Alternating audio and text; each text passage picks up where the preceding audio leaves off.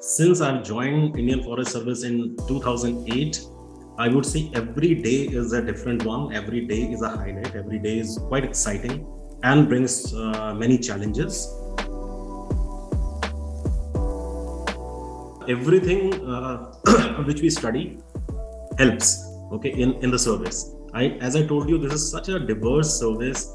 There are so diverse role which you play during your career that everything helps. For example, my I would say graduation in veterinary sciences did help me in doing surgeries on wildlife when I was posted in a wildlife area. Okay, so that also helped. But again, as I said, that don't look at one subject. Look at these subjects quite differently. Okay, there is take a very practical approach. See that which subject do you like to qualify that examination. Qualifying that examination is very important, which you can study for not many years, so that be prepared for that. And any subject which you choose is going to help you. If you are interested in veterinary science or biological sciences, very good. Otherwise, people are engineers. Satwik has studied physics. Okay, so that can also be very helpful. Obviously, if you want to be in IFS, you need to be a science graduate. So you need to pick some science subject, but whatever you like, pick that subject. Rightly stated that this is not a sprint, this is a marathon. So first of all, you need guidance in this exam. For me, the guidance is the key, and guidance can be given by any coaching, by any successful person who has already cleared prelims or mains, or the candidate who is already selected. So I would suggest anybody who's preparing that find an honest organization or a person who can guide you through this exam, because each stage is different and you need to maneuver around it very carefully. Otherwise, you will have to start the process again, and it takes years. Just because somebody is not telling you the truth on internet or online, it doesn't mean it didn't take them years. There might be some people who are very bright, but I don't consider myself in that lot, and I don't consider a lot of you in that lot also. So don't get swayed away that, okay, this can be cleared in 1 year. Okay, this might be possible, but if an average person is taking 2 to 3 years, how are you different? So you have to, some things you have to do the same which people are doing, and then some things you have to do a little different to mark your imprint differently. Otherwise, how will you be differentiated by the examiner, by the interviewer board? So that's my advice. Find somebody who can guide you through first attempt. See, once you are over with your mains examination, you go for the interview part. And as the interview, there is a panel, then there is a 20-25 minutes interview is there. And there they can ask you anything. It's not only about environment, forest, it can be anything.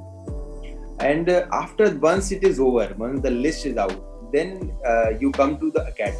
There is a 3 months foundational course, which is usually held in Labasna, Lal Bahadur Shastri National Academy.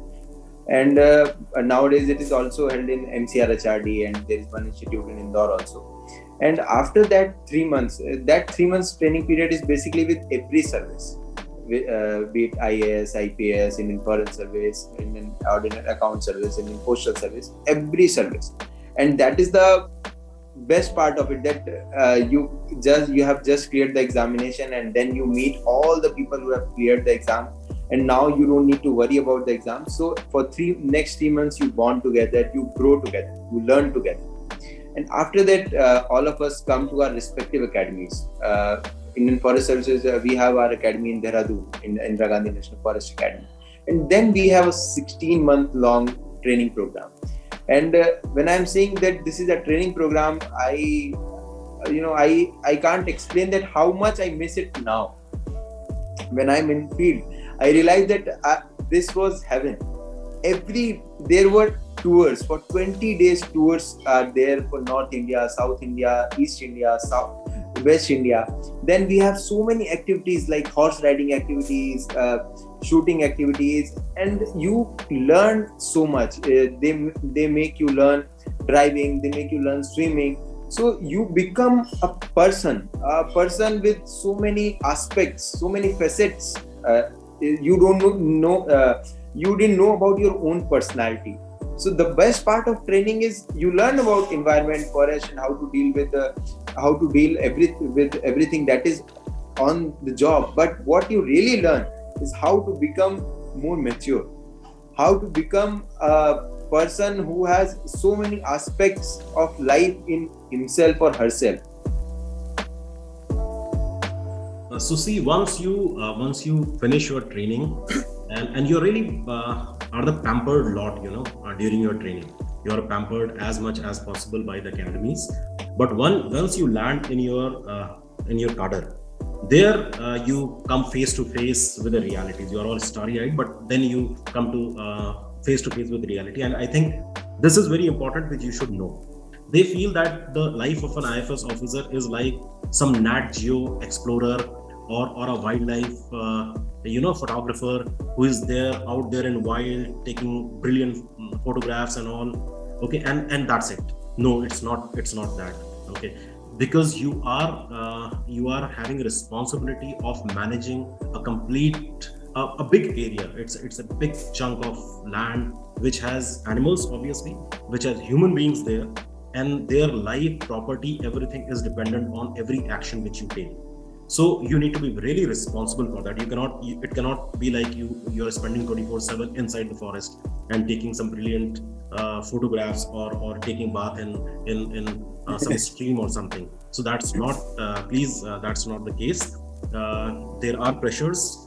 Human wildlife conflict, for example, is a reality, and wild animals, because they unfortunately, even if you're an IFS officers, wild animals don't listen to you.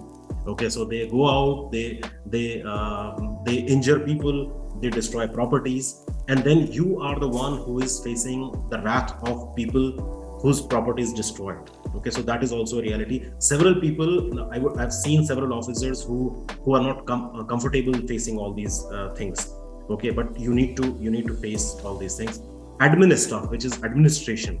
Okay, there is a lot of work of administration, because there are several people who are working in the area which you are commanding, or which you are. So everything related to admin comes to your table. So it takes a lot of time of yours in that. Then there are several developmental issues which you need to handle, and there are several tricky issues which you have to take a call on. There are different stakeholders, there are different kind of pressures which are on you. The kind of pressure which you might not have faced, might not even think that kind of pressure can also come. And then there are different stakeholders who are dependent on them, who are dependent on the decisions which you take with a different motive. Okay, so everyone has a different motive, everyone wants to achieve a different thing. You need to take a path which is judicious, which is right for the environment, for the area which you are taking, and that's not a very easy task to do. So I would say, so be prepared for that. When you join service till academy, it is really good, but once you go to the field, the real test starts, and which is, I would warn you that sometimes it is even tougher than qualifying UPSC, and that's what you realize once you are in field.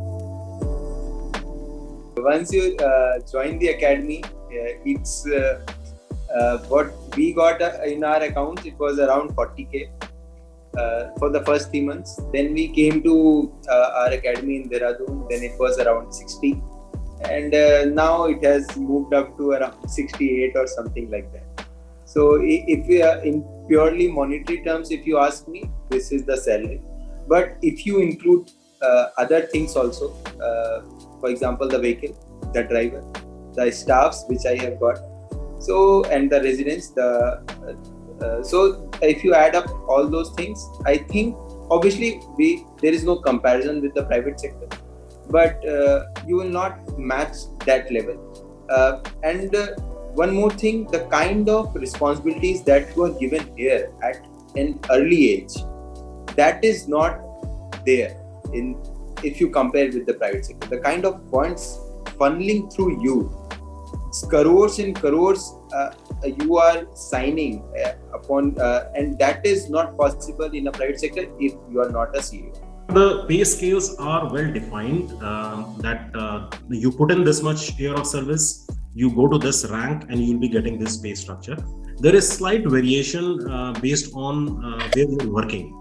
Maybe if you are working in a border area, so there might be some border allowance kind of thing, which is a very small one, or you are working in some project which is outside means your work, so maybe you might be getting some kind of project allowance. So these things do vary. And suppose you are working in a training institute, so you do get some kind of training allowance, which is quite good, 24% of your basic kind of thing. So you do get all these, but these variations are not major variations. Primarily, you know that where you are after putting so many years of service, after achieving a particular promotion or a grade, you will be getting how much. That's fairly defined. There are some opportunities, like suppose you are working outside government. So there are some opportunities which the All India Service rules provide, that you may work for other agencies, for example, United Nations, for example, World Bank, for example, other such institutions, organizations. So there the salary structure is mainly governed by those organizations. But here also government do provide that your salary structure needs to be minimum of what being offered, so that you are not joining there at some disadvantage. But then there can be some special perks in during these deputations or during these law.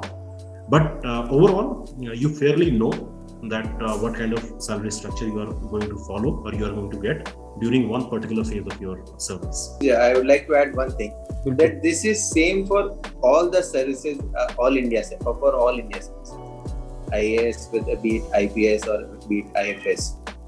So you get inducted all the services at level 10 only. So that is I thought that it should be mentioned here. Otherwise, people think that what are the amounts that they are getting or some other people are getting. So if you are in All India Service guy, you will get the same salary.